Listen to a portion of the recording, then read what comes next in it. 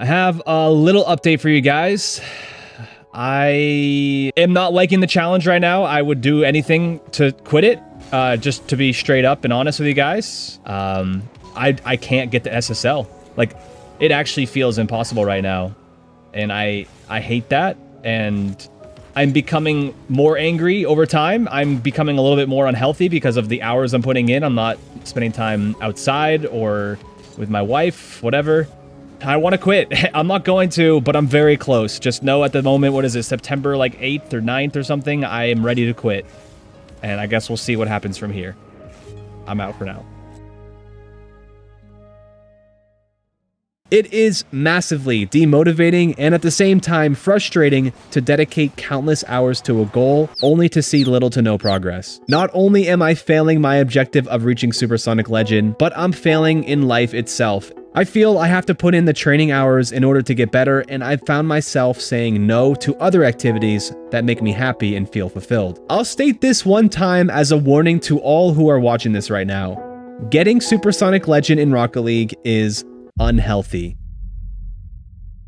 It has been 30 days since I recorded that clip, and I know you're probably wondering, have I quit the challenge? The answer to that question is no. I have not quit. I am going to get Supersonic Legend. I was on the brink of canceling this challenge and realizing that it's not healthy for me. However, I did come to a realization that changed everything. This realization was gifted to me from my good friend and recent coach for the series, Jay. After an hour of chatting and explaining what I've been going through, he said to me something that opened my eyes. Yeah, I think you need to focus on fun because, like, if you're not having fun, you're not going to make it anyways. Like, you're not going to be able to get SSL. You know, worst case scenario, you succeed and start having fun and then don't make it anyways, but at least you had fun. I think that's probably the way to do it. Well, since that conversation with Jay, everything has changed. Not only has a hurricane swept through my house in Tampa, taking a few particles of my house with it, but the figurative hurricane of the last few months of shit I've dealt with in Rocket League has passed as well. I'm ready to have fun again. In fact, I would like to do something that no other content creator has done in a long time on this game. I would like to look back at each year of Rocket League, starting in 2015, and just talk about all the cool things I remember. Listen to the old menu music and vibe a little. I'm tired of bitching about the current state of the game. I'm tired of being an angry loser, whining about how I should be Supersonic Legend already. I just want to have fun. Are you guys down? Is it cool if I just start yapping about the good old times? Honestly, I don't really care if you don't. We're doing it.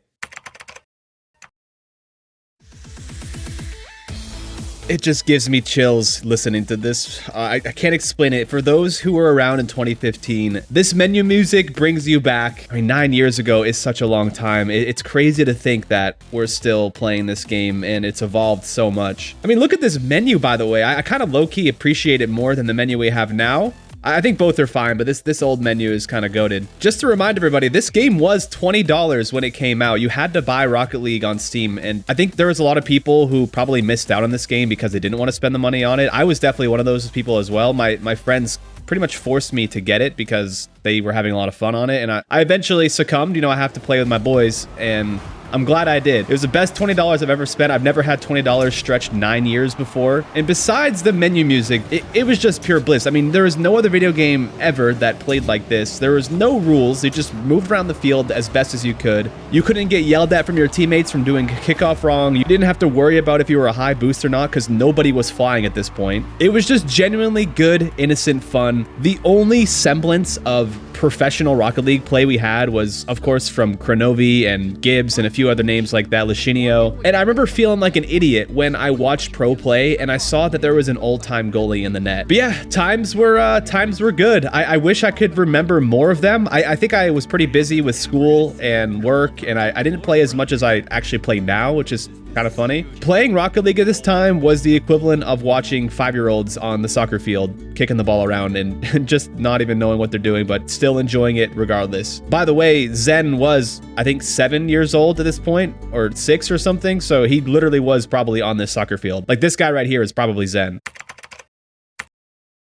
But with Season 1 ending, I distinctly remember feeling excited at the new Season 2 ranks, which, looking back at now, they're pretty confusing. I think we can all remember the first worth it DLC addition to Rocket League, the Batmobile. Back then, we had a nice $2 price tag on new cars, and the Batmobile was totally worth it. I think Cookseer also thought it was worth it because he would take the Batmobile to his pro games where he would hit one of Rocket League's very first planned mechanics. From Cookseer, I don't believe what I'm seeing right now, 124 kilometers per hour. I didn't see the pinch live or even for a long time after, but I did watch Jazer. You guys know Jazer, one of the first freestylers in the game. Only the top like 0.1% of people in Rocket League could even think about hitting a shot like this. Did you know that map banning was part of RLCS back in the day? It's funny to think that the maps would make a difference. I mean, they're just cosmetic differences, but yeah, you could ban maps. So far, Rocket League has added some new maps and cars. They've added Snow Day and very soon Hoops, which at the time was an incredible addition to the game and kept so many players busy.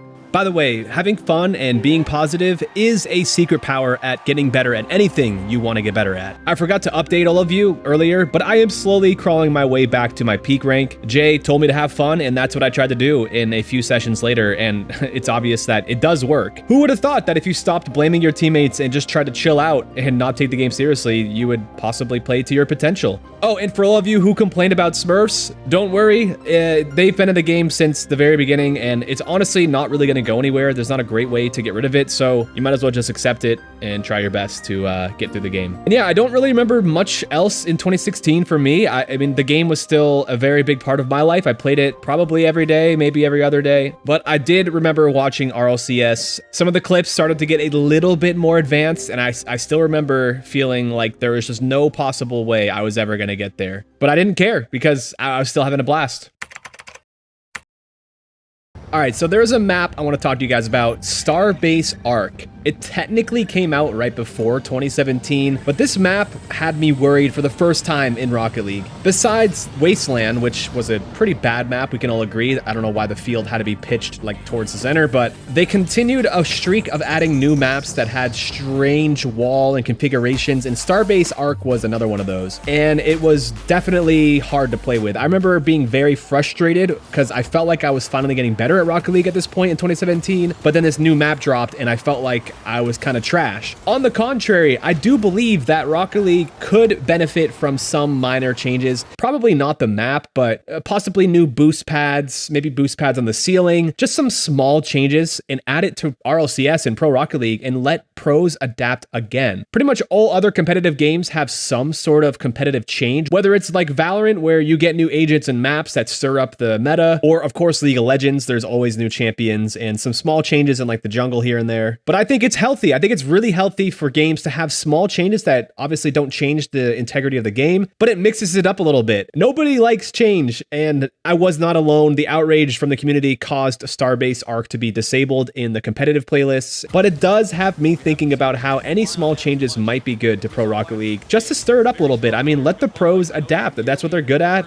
and I think it'd be nice to spice it up. We are 2 years into Rocket League being released, so I think at this point it's fair to say that metas were definitely more established. This is about the time when Rocket League switched over from a pure fun game to now you get a lot of tryhards. I don't think I was called a slur until this year in Rocket League in the chat box, so that's cool that 2017 brought a little bit more toxicity. I personally, I grew up in like Halo and Call of Duty Xbox 360 days.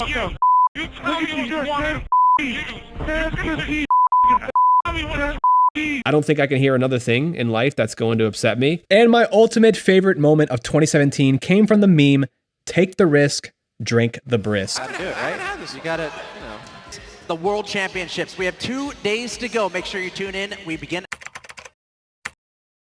Now let's move on to 2018. It is season 6 and yours truly was a champ 2 in 2v2, which was a top 0.97% of players at the time. Also, Old Spice was one of the sponsors of Rocket League, which I found hilarious. We all know gamers don't use this stuff. And at this point, RLCS was in full form and getting all types of sponsors, not just Old Spice, and everything was taken off in popularity. As for me, I had just started a new job in South Carolina at a beautiful golf course, so most of my time was taken up by that. I did still get through 1,000 games, even though I can't really remember much of that time in Rocket League. I will say this though, 2018 Rocket League was the best Rocket League we've had so far. With the peak of RLCS, a solid meta forming, and a healthy player base with a nice curve of skill from top to bottom, I wish we could go back. But for what it's worth, 2018 was also the year that our Lord and Savior year Sunless Khan appeared in the Rocket League scene. I'm sad to admit that I was not an early adopter. I didn't watch his content or anyone's content until about 2019, but know that 2018 gave birth to the one man who has single-handedly carried Rocket League content throughout the years.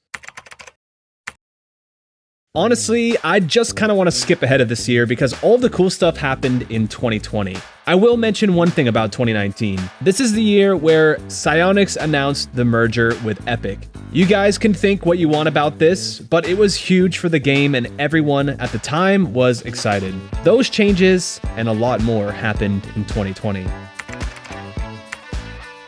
This is the best year of my life. It's strange to say, given what was going on in the world at the time. In one decision, my life was about to change. That decision? I made a video about Hot Pockets. Huh?